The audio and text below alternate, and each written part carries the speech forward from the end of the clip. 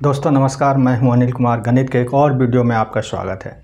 आज हम सभी सॉल्व करेंगे रियल नंबर्स के एक्सरसाइज 1.4 को। तो फिर देर कैसी, लेट्स गो नाउ। तो हम लोग आ गए हैं एक्सरसाइज 1.4 में और पहला प्रश्न कहता है कि बिना लंबी विभाजन प्रक्रिया किए बताएं कि निम्नलिखित परिमेय संख्याओं के दशमलव प्रसार शांत हैं या अशांत आवर्ती हैं। वीडियो बहुत ज़्यादा लंबा हो जाता है, इसीलिए उसको शॉर्ट रखने के लिए मैंने इन सारे प्रश्नों के जो हर हैं उसका प्राइम फैक्टराइजेशन पहले से करके रखा है। जैसे कि क्वेश्चन नंबर फर्स्ट है, तो ये है 13/3125। प्राइम फैक्टराइजेशन कैसे होगा मैंने पिछले एक्सरसाइज में बताया है, फिर भी एक प्राइम फैक्टराइजेशन करने की प्रक्रिया हम आपको बता रहे हैं जिससे आपको समझने में आसानी होगी।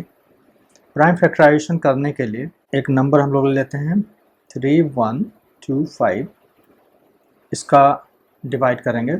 इस संख्या के अंत में 5 है, इसलिए 5 से कटेगा, तो 5 6 जा 30, कैरी 1 और 1 into 12, 5 2 जा 10 एंड 2 और 2 और 5 25, तो 5 5 जा 25। तो 5 से जब 31 25 में डिवाइड करेंगे तो ये 6 से 25 आ रहा है। फिर 5 से डिवाइड करेंगे तो 5 एकम 5, 1 5 दूनी 10, 5 पचे 25, ये 125 बार में। फिर 5 से लगाएंगे तो ये आएगा 5 दूनी 10, 2 और 5 पचे 25, और फिर 5 से जब इसे डिवाइड करेंगे तो ये 5 टाइम्स लग जाएगा। तो इस तरह से 31 से 25 का जब प्राइम फैक्टराइजेशन आप करते हैं तो आपको मिलता है 5 5 5 5 और 5, कुल 5 टाइम्स ये 5 आ रहा है। इसलिए हमने यहाँ लिखा है 3125 का प्राइम फैक्टराइजेशन 5 5 5 5 एंड 5 या 5 पे पावर 5। तो इस तरह से मैंने सारे प्रश्नों के लिए प्राइम फैक्टराइजेशन निकाल लिया है। अब एक एक करके हम डिसाइड करते हैं कि ये जो प्राइम फैक्टराइजेशन निकालने के बाद ये संख्या शांत होगा या अशांत होगा, इसके बारे में चर्चा करते हैं। तो संख्या को बिना भाग दिए अगर प्राइम फैक्टराइजेशन के आधार पर हमें डिसाइड करना है कि वह शांत है या अशांत है, तो हमें यह देखना पड़ेगा कि हर में केवल 2 आ रहा है या 5 आ रहा है या दोनों का कॉम्बिनेशन आ रहा है। अगर ये तीनों कंडीशन पूरा होते हैं तो वह दशमलव शांत होता है। अगर 2 5 इसके अलावा कोई अन्य नंबर मिलता है तो ये जो दशमलव मिलेगा वह अशांत आवर्ती दशमलव होगा। तो आइए एक एक करके देखते हैं। पहला प्रश्न है 13/3125। इसका प्राइम फैक्टराइज करने के बाद हमें मिलता है 13/5 पे पावर 5। तो इसमें सिर्फ 5 मिल रहा है हर में, जिसे हम लोग डिनोमिनेटर कहते हैं, इसीलिए यह जो दशमलव हम लोगों को मिलेगा यह शांत दशमलव कहा जाए। अब दूसरे पे आते हैं, तो 17/8 है। 8 का जब प्राइम फैक्टराइजेशन हम लोग कर रहे हैं यहाँ पे, तो आ रहा है 2 into 2 into 2, यानी कि 2 पे पावर 3। यहाँ पे हर के रूप में सिर्फ 2 आ रहा है पावर के रूप में, इसलिए यह दशमलव भी शांत होगा। अब हम लोग तीसरे प्रश्न पे आते हैं। तो तीसरा प्रश्न है 64/455। इसका जब प्राइम फैक्टराइजेशन हम करते हैं तो हमें मिलता है 5 7 और 13। तो यहाँ पे आप देखिए 5 के अलावा इसमें 7 और 13 आ रहा है, इसलिए यह दशमलव जो हमें मिलेगा यह अशांत दशमलव होगा, जिसे अशांत आवर्ती दशमलव कहेंगे। इसके बाद अगले प्रश्न में हम लोग आएंगे। तो अगला प्रश्न है 15/1600। 1600 का जब हम लोग प्राइम फैक्टराइजेशन करते हैं तो हमें मिलता है 2 to the power 6 और 5 to the power 2। तो यहाँ पे हमें 2 का पावर और 5 का पावर ही मिल रहा है, इसके अलावा कोई दूसरा नंबर नहीं है, इसलिए यह दशमलव शांत दशमलव होगा। पांचवें सवाल पे आते हैं। तो यह है 29/343 या 343। इसका जब हम लोग प्राइम फैक्टराइजेशन करते हैं तो हमें मिलता है 777, यानी कि 7 पे पावर 3। तो इसके हर में हमें 5 और 2 मिलते ही नहीं हैं, एक अन्य नंबर मिल रहा है, इसलिए यह दशमलव जो होगा वो अशांत दशमलव होगा। अब अगले प्रश्न पे आते हैं 6 नंबर पे। तो ये ऑलरेडी इसका जो हर है प्राइम फैक्टराइजेशन के रूप में दिया है, इसीलिए इसे प्राइम फैक्टराइजेशन करने की आवश्यकता नहीं है। यह जो संख्या होगा इसमें सिर्फ 2 और 5 है, इसीलिए यह शांत दशमलव होगा। 7वें में आ जाते हैं। तो 129 के नीचे का जो हर है इसका प्राइम फैक्टराइजेशन पहले से दिया है, इसीलिए प्राइम फैक्टराइजेशन हम लोगों को करने की आवश्यकता नहीं है।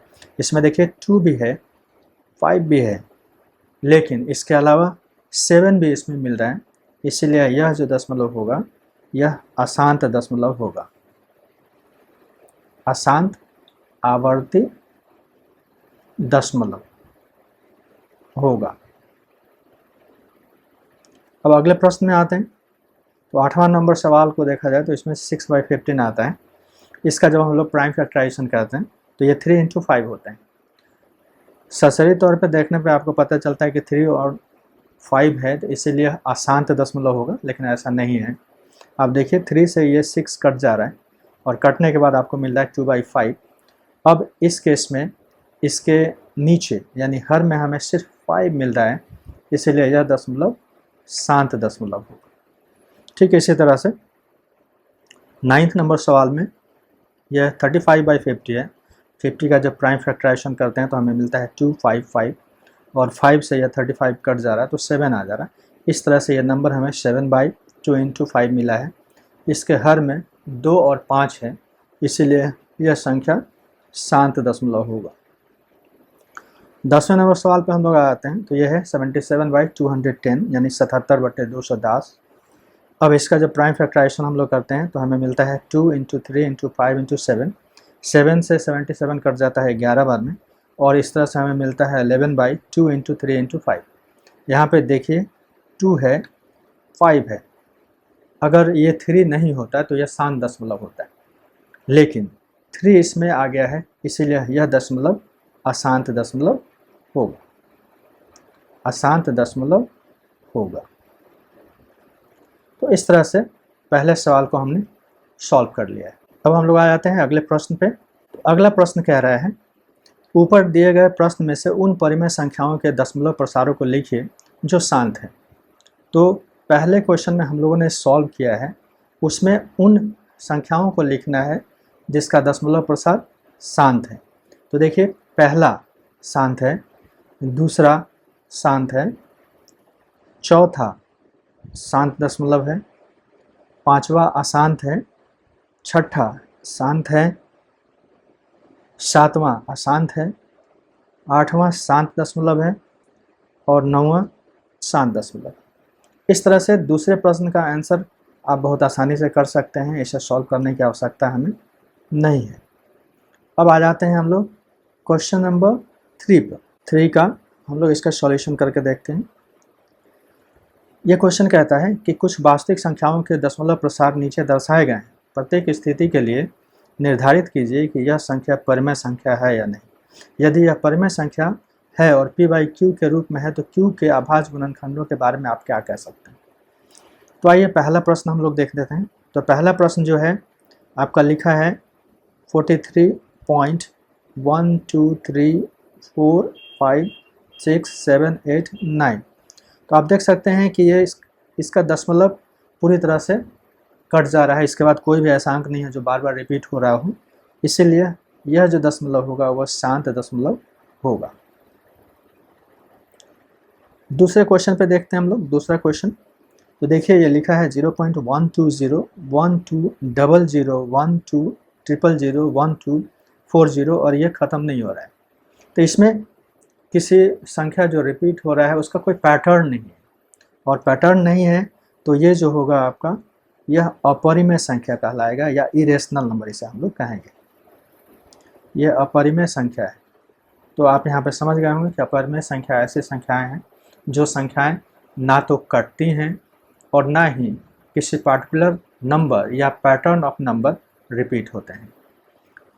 तीसरे नंबर सवाल पे हम लोग आते हैं। तो तीसरे नंबर सवाल पे आप देख सकते हैं ये लिखा है 43.123456789। इसके ऊपर रेकरिंग का सिंबल लगा है।